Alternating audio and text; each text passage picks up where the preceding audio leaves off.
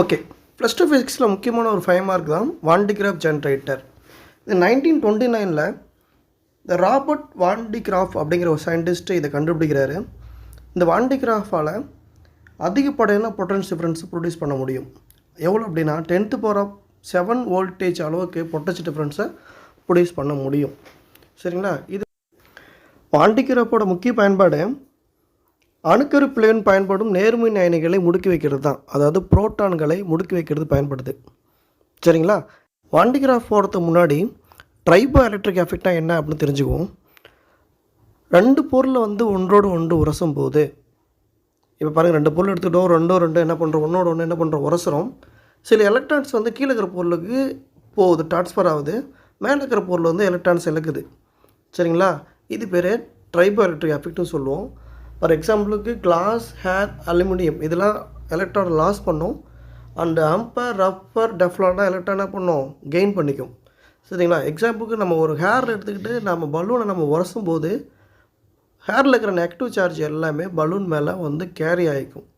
இப்போ இந்த பலூனை நம்ம ஒரு செவுத்து மேலே வைக்கும்போது, சுவர் மேலே வைக்கும்போது அந்த செவரில் அட்டாச் ஆகி ஒட்டிக்கும். இது பேர் ட்ரைபோ எலக்ட்ரிக் எஃபெக்ட்னு சொல்லுவோம். சரியா? இந்த ஒரு பயன்பாடு நம்ம வான் டி கிராஃபில் பயன்படுத்த போகிறோம். அதுக்கு முன்னாடி ஒன்று தெரிஞ்சுக்கணும். நிலைமின்னியல் தூண்டல் மற்றும் கூர்முனை செயல்பாடு தான் முக்கியமான தத்துவம். வான் டி கிராஃப் பார்ப்போம். வான் டி கிராஃப் 2 புள்ளி தேவைப்படும். அது 2 கப்பின்னு சொல்லலாம். அந்த 2 கப்பியில் நம்ம ஒரு சில்க் பெல்ட்டு இல்லை அப்படின்னா ரப்பர் பெல்ட்டை யூஸ் பண்ணி அது 2 அட்டாச் பண்ணிக்குவோம். இதை நம்ம ஒரு உட்டன் ஸ்டாண்டில் நம்ம ஃபோல்டு பண்ணி வச்சுருப்போம். ரைட்டுங்களா? இப்போ கீழே இருக்கிற பெல்ட்டில் அந்த சக்கரத்தில் கீழே ஒரு சீப்பு மாதிரி இருக்கிற 2 அமைப்பு என்ன பண்ணுறோம், நம்ம அட்டாச் பண்ணி வச்சுருப்போம். இதில் கீழே இருக்கிற அந்த சீப்பில் 10⁻4 வோல்டேஜ் அப்படிங்கிற ஒரு பொட்டன்ஷியல் டிஃபரன்ஸை நம்ம என்ன பண்ணுறோம், அதெல்லாம் நம்ம கொடுப்போம். சரி, இப்போது இந்த கீழே இருக்கிற சீப்பு டியில் நம்ம பொட்டன்ஷியல் டிஃபரன்ஸ் 10⁻4 வோல்டேஜ் அளவு கொடுக்கும்போது அந்த சீப்பு முனையில் இருக்கிற ஷார்ப் எட்ஜ், அந்த சீப்பு எப்படி இருக்கும், அந்த முனை ரொம்ப ஷார்ப்பாக இருக்கும் இல்லையா? அந்த ஷார்ப் எட்ஜில் அதிகப்படியான பாசிட்டிவ் அயான்ஸ் என்ன சேருது. இந்த பாசிட்டிவ் அயான் என்ன பண்ணும் அப்படின்னா அந்த ஷார்ப் எட்ஜில் லீக்கேஜ் ஆகும். இந்த லீக்கேஜ் ஆகிறதால இந்த பெல்ட்டுக்கும் இந்த சீப்புக்கும் இடையில் பிட்வீன் கேப்பில் இருக்கிற ஏரை அயனைசேஷன் பண்ணும். அயனைசேஷனில் வேறு ஒன்றும் இல்லை, அந்த ஏர் நியூட்ரல் சார்ஜாக இருக்கும். பாசிட்டிவ் அயனும் நெகட்டிவ் அயனும் சேமாக இருக்கும். இல்லையா? இப்போது இந்த ஷார்ப் எட்ஜ் இருக்கிற பாசிட்டிவ் அயன் அந்த ஏரில் இருக்கிற பாசிட்டிவ் அயனை பெல்ட்டை நோக்கி தள்ளி விட்டுரும். ஏன்னா ரிப்பல்ஷன் ஃபோர்ஸ் இருக்கும் இல்லையா, விரட்டு விசை இருக்கும். அப்போ மீதி இருக்கிற எலக்ட்ரான்ஸை இதை பிடிச்சி சீப் ஓரமாக என்ன பண்ணும், இழுத்துக்கிட்டு இழுத்துரும். இப்போது இந்த பாசிட்டிவ் சார்ஜ் என்ன பண்ணும் அப்படின்னா சுற்றிட்டு இருக்கிற பெல்ட்டில் கேரி ஆகிட்டு மேலே போகும். சரியா? அப்போ பாசிட்டிவ் சார்ஜ் எங்கே போகும், அந்த பெல்ட்டில் மேலே போயிட்டு போகும். மேலே சுத்தம் வருது பார்த்திங்களா? மேலே பெல்ட்டில் அங்கே என்ன வச்சுருக்கோம், அங்கே ஒரு சீப்பு வச்சுருக்கோம். அந்த சீப்பு டின்னு சொல்லுவோம், இல்லைனா ஈன்னு சொல்லுவோம். அந்த சீப்பில் நெகட்டிவ் சார்ஜ் அதிகமாக இருக்கும்.